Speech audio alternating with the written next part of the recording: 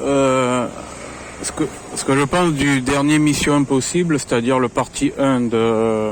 je me souviens plus le sous-titre, mais voilà ce que je pense sur la suite du 2, c'est-à-dire la fin, qui sera sans doute le dernier avec Tom Cruise. Voilà.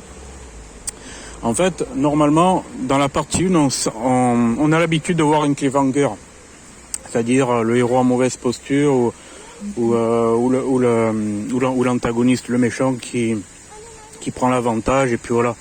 Et là, ça a été le contraire. En gros, le personnage d'Ethan Hunt a gagné la première manche, voilà. Donc, mais il y a quelque chose qui montre aussi que, comment dire, qu'il a perdu une de son équipe auquel il tenait plus ou moins, et que voilà, il y a une thèse sur ça, que la peur de perdre des membres de son équipe, et puis voilà ce qu'il y a, et puis que l'antagoniste, avant qu'il intègre l'IMF, a tué l'une de ses copines, je ne sais plus quoi. Oui, c'est l'une de ses femmes, bon bref.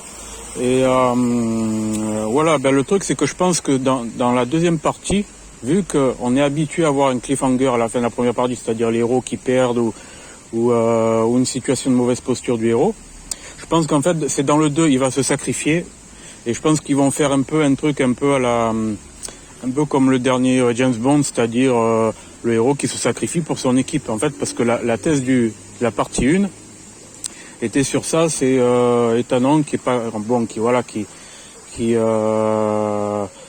tient aux membres de son équipe, qui veut ne perdre aucun membre de son équipe, voilà. Et donc c'est ça, le 2, je pense qu'il va se sacrifier, un truc comme ça, voilà.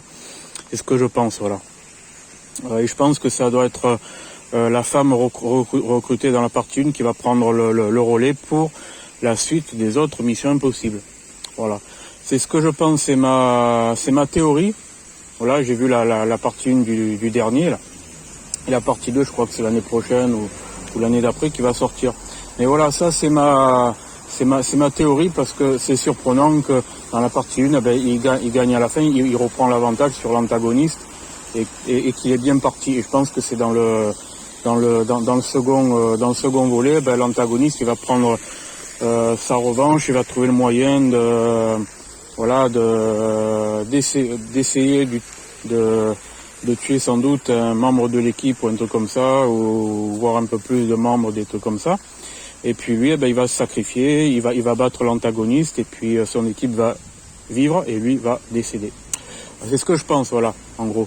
En gros, ils vont faire un truc, mais un peu comme le dernier James Bond, mais peut-être en plus profond, voilà. Des choses en plus profond, beaucoup plus héroïques, etc. Voilà, c'est possible, voilà. Donc, moi, c'est ma théorie sur le second volet qui sortira l'année prochaine ou l'année d'après, voilà. Ou peut-être en fin d'année, j'ai pas regardé voilà.